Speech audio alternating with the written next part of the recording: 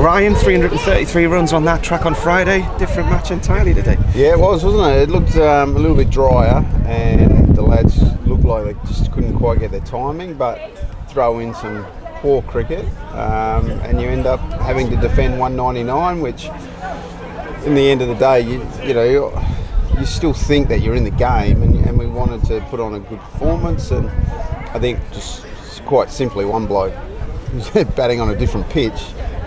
But if you give him a couple of chances, and we put him down twice in 3 balls, he's going to make you pay. And full credit to Northants, they totally outplayed us today.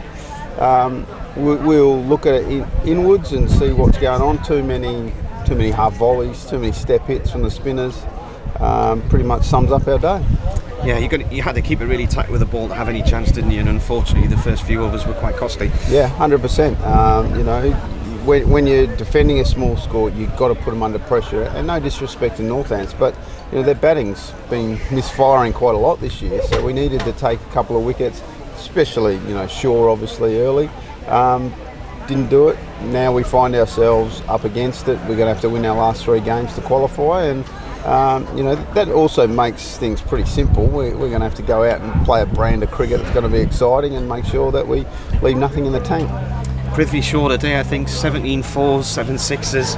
The way he was going, you needed 400, wouldn't you, to defend that total? Yeah, well, like I say, mate, good players, if you give them a chance, they're going to make you pay. And, like I say, if you drop a guy, you could say they're tough chances, but they're still chances. And, for you to win a game like that, you have to take your half chances. And we didn't, and he made us pay.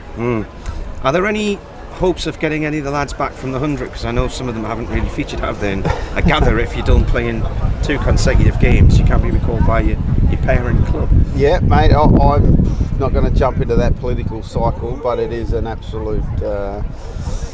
I'm not sure what's going on, because, there's some insurance problems and all sorts of things that I don't think everything's been quite thought out of.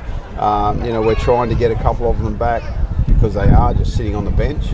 I think we all know that these guys need cricket. It's no point just sitting watching a different competition. Hopefully we can see a few faces pop up for us on Thursday. But if that's not the case, then so be it. 100 is the 100. Obviously, you play with a younger squad and you lose some of your best players, and that it is what it is.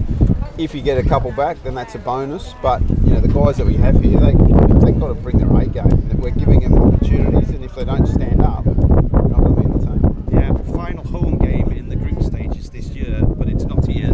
Yeah. It's in South North, where Durham have generally had a good record over the years. I think they've only lost 1 match there, and it attracts a nice crowd as well. It's a good atmosphere there. Well, I've got to be honest, I'm a massive believer in we've got to take cricket to the people, and if we get a chance, obviously we've got to respect our members at Chesley Street as well, but any opportunity you have, and that was why it was so disappointing not to play in Neath. You've got to get out there and get into the people. I've heard nothing but good stories about games being held there, and I hope there's going to be a big crowd on Thursday, and we're going to put on a really good show.